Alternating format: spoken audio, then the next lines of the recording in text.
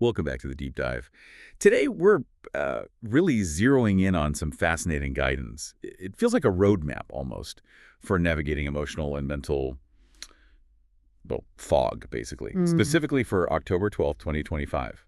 How to find clarity when things feel murky. Yeah, and the sources we're looking at are quite specific. They're excerpts from Le Traversée vers la Clarté, which translates to The Crossing Towards Clarity. By Tarot by High CA. Exactly, and it blends astrology and tarot guidance. What struck me is how practical it aims to be. It's not just forecasting, it feels like it's giving instructions. Right. And when I saw that title, The Crossing Towards Clarity, my first thought was, okay, how do we actually do that? What are the steps? Hmm. So that's our mission today, isn't it? To take these, really evocative metaphors, the boats, the rivers, all that, and figure out what they're actually telling you to do, the practical takeaways for making that crossing. Absolutely. Finding the actionable advice within the symbolism. And the starting point, according to this guidance, is really about setting the internal stage, inner tending, emotional restoration. Okay, so grounding ourselves first. The sources talk about a smooth flow on this day. What does that mean exactly?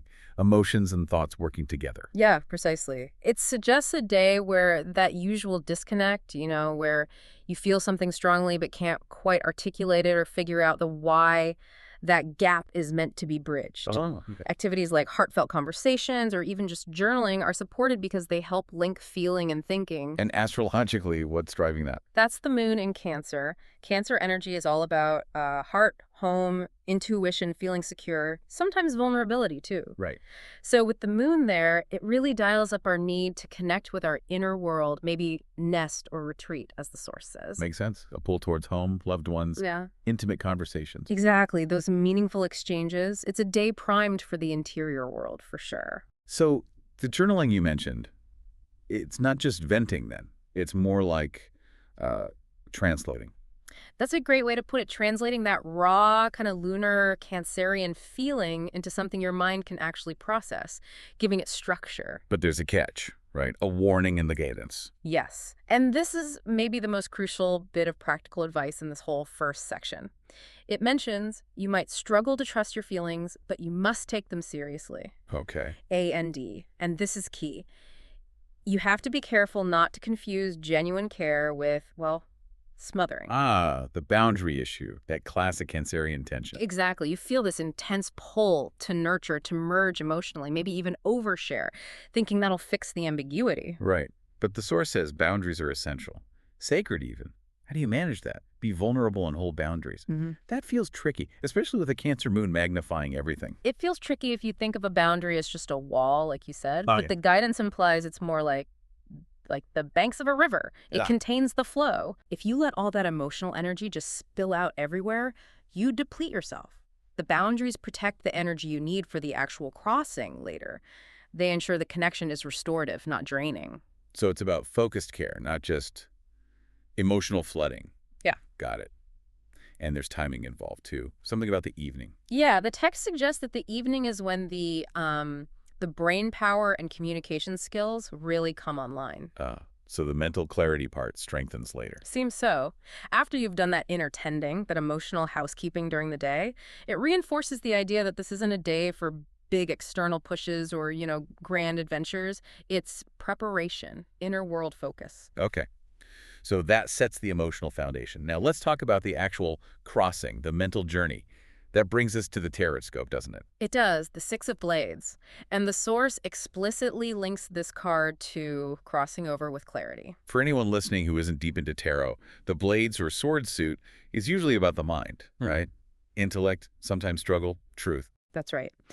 And the six here isn't about being in the fight. It's about the journey away from it, a deliberate, sometimes maybe sad, but necessary passage away from mental turmoil. That's a key distinction. Not fighting, but migrating mentally. And the source breaks down this card's energy for the day into four things: release, passage, protection, and this is important, ancestral guidance. Ancestral guidance. So suggesting we're not alone in this shift. Exactly. The core instruction, as interpreted here, is about leaving behind the noise, the mental static, confusion, grief, just that internal struggle. And it acknowledges it might feel unstable, Yeah. like you're not on solid ground yet. Yes, it does. But it offers the promise that you're being carried, maybe by those unseen hands moving towards something calmer. And the movement itself, It's described as quiet, deliberate, even tiring. Yeah, which feels counterintuitive maybe. We often think progress has to be fast or forceful. But here, the stillness within it is sacred. It's a measured movement, not a frantic escape. That leads directly to that amazing quote in the text, doesn't it? Oh, yeah.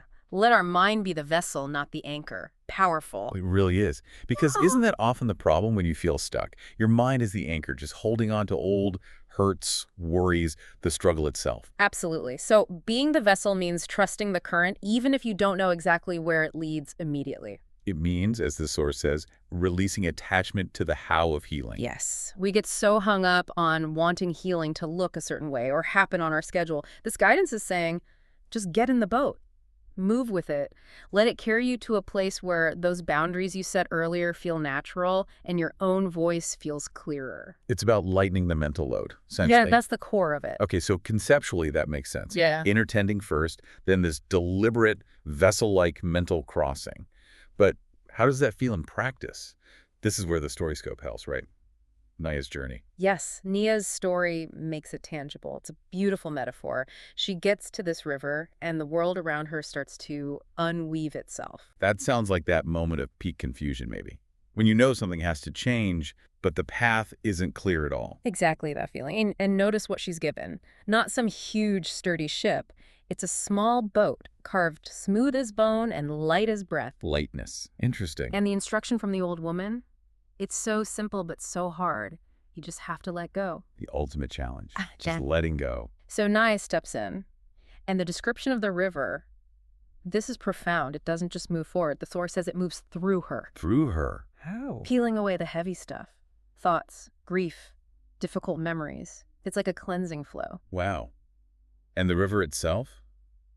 It wasn't water? No, the source says it was made of stories. Stories. Okay, that connects right back to the ancestral guidance idea from the Six of Blades. It has to. It suggests your own life narrative, including all the difficult chapters, isn't something to escape from, but the very thing that carries you across. So the past becomes the medium of transition, not the obstacle. That seems to be the message. And the water shows reflections. Her grandmother's laugh, her mother's song. It's personal history, but also lineage, resilience. And then the actual moment of clarity arrives with the ancestors. Yes. 3 figures appear, described as translucent, glowing blue. One touches her forehead, And leaves. a streak of light that hums softly. And the text explicitly says that humming is clarity finding its home. The fog lifts. That's incredible imagery. Clarity as a physical sensation, a humming light. And right then, they give her the core insight, the big revelation. Is it? You've been rowing in circles. You thought movement meant progress, but healing is a crossing, not a chase. Ah, there it is. That's the absolute key takeaway we were looking for. We mistake frantic effort, the chase, for actual progress. Yeah, But it is. this crossing, it implies being carried, a safer passage, not just striving harder. It means stopping the frantic paddling. Right, it's about allowing the transition. So for someone listening right now who feels like they are rowing in circles, what's a concrete first step, like a 5-minute action based on this? Okay, a 5-minute action. I'd say use those 5 minutes to just identify the anchor. If you're going in circles, something's holding you there. A belief, a regret, an expectation. So pinpoint the loop. Yeah. Maybe write down the one sentence, the thought that keeps repeating about your struggle. Recognize that sentence as the anchor. That's what you need to begin to release before you can trust the vessel, the current. That makes perfect sense. And it ties into Naya's arrival, doesn't it? She reaches the shore. She does. And the shore isn't just dirt. It's shimmering with gold dust. Transformation. And she leaves something behind. Or finds something. Find something in the boat, a piece of sodalite. The stone of truth and clarity. Exactly. And it's humming with that same energy, that same clarity that filled her. A tangible reminder. And her final realization, her kind of mantra for this new place. The past does not define me. It teaches me how to cross, which is a complete reframe. It really is. And the proof, the final image. Her footprints glow faintly blue as she walks away. The connection to that clarity, to the ancestors, it remains. It's sustainable. Wow. Okay, so let's bring this all together for October 12th. We have 2 clear paths converging. First, the astrological imperative, tend the inner world. Right. Cancer Moon says, heartfelt, bounded connections, journaling to translate feeling into thought, prep work. And second, The Tarot's instruction, via the Six of Blades Aeneas story, recognize if you're rowing in circles. Mm-hmm. Identify the anchor, that repeating thought or feeling. Mm-hmm. And consciously choose to let your mind be the vessel, not the anchor. Trust the process of release. Allow the stories to carry you. Because ultimately, healing is a crossing. It's not a chase. Which brings us to our final thought, something for you, the listener, to really sit with. Okay. If that river, the thing that carries us across to clarity, is literally made of stories. Hmm. If the memories and narratives that maybe feel like an anchor right now are actually the substance of the current, how can you start to re-see your own past struggles? Not as chains holding you back, but maybe as the very fuel, the very water that will carry you into a new light. Think about Naya's gold dust shore, her glowing footprints. What kind of lasting, positive proof might your own crossing leave behind?